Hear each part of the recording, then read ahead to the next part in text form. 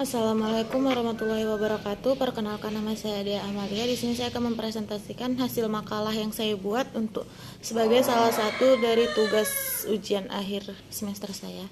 Di sini saya akan mempresentasikan hasil makalah saya berjudul paragraf. Pengertian paragraf. Paragraf itu adalah sebuah wacana mini atau satuan bentuk bahasa yang biasanya merupakan hasil penggabungan beberapa kalimat. Di dalam paragraf, kalimat-kalimat itu harus disusun dengan kohesi atau kesatuan dalam paragraf, koherensi atau keterpautan makna, dan memiliki isi yang memadai sebagai pendukung gagasan utama dalam paragraf. Selanjutnya, dia ada ciri-ciri paragraf. Menurut Tarigan itu ada beberapa ciri atau karakteristik paragraf, antara lainnya itu setiap paragraf itu mengandung makna, pesan, pikiran, atau ide pokok yang relevan dengan ide pokok keseluruhan kekarangan. Yang kedua, paragraf itu umumnya dibangun untuk sejumlah kalimat. Yang ketiga, paragraf adalah satu kesatuan ekspresi pikiran. Yang keempat, paragraf itu adalah kesatuan yang koheren dan padat. Yang kelima, kalimat-kalimat paragraf tersusun secara logis sistematik. Selanjutnya, jenis-jenis paragraf. Kalau menurut posisi kalimat topiknya, itu ada paragraf deduktif atau kalimat topik yang berada di awal paragraf. Ada paragraf induktif yang kalimat topiknya itu ada di akhir paragraf. Ada paragraf deduktif induktif, yaitu paragraf campuran. Dan ada juga paragraf penuh kalimat topik.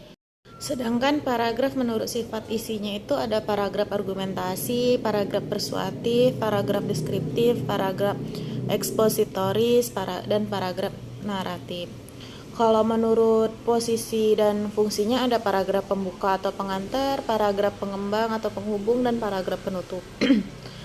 Selanjutnya ada syarat-syarat pembentukan paragraf. Yang pertama itu adalah kesatuan. Ialah semua kalimat yang membangun paragraf secara bersama-sama. Yang kedua itu adalah kepaduan, ialah kekompakan hubungan antara suatu kalimat dan kalimat yang lain yang membentuk suatu paragraf.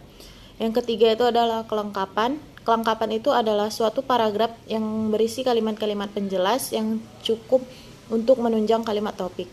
Yang keempat ada konsistensi sudut pandang. Itu merupakan cara penulis menempatkan diri dalam karangan. Yang kelima itu adalah keruntunan, merupakan penyusunan urutan gagasan dalam karangan. Untuk teknik pengembangan paragraf, yang pertama ada teknik alamiah, yang kedua ada teknik klimaks dan anti klimaks, yang ketiga adalah teknik khusus dan khusus umum, yang keempat ada teknik perbandingan dan pengembangan, yang kelima adalah teknik analogi, yang keenam ada teknik contoh-contoh, yang ketujuh ada teknik sebab akibat, yang kedelapan ada teknik definisi luas, yang kesembilan itu ada teknik klasifikasi. Kalau menulis paragraf itu adalah menulis paragraf yang baik. Paragraf yang baik itu adalah paragraf yang memiliki kepaduan antara unsur-unsurnya, baik itu antara gagasan utama dan gagasan penjelasnya, maupun antara kalimat-kalimatnya. Dalam hal ini, paragraf yang baik harus sesuai dengan ketentuan yang berlaku. Selanjutnya ada fungsi paragraf. Yang pertama itu adalah mengekspresikan gagasan tertulis dengan memberikan bentuk suatu pikiran dan perasaan ke dalam serangkaian kalimat yang tersusun secara logis dalam satu kesatuan.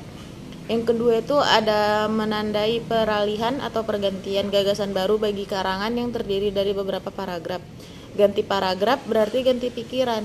Yang ketiga ada memudahkan perorganisasian gagasan bagi penulis dan memudahkan pembahasan bagi pembacanya.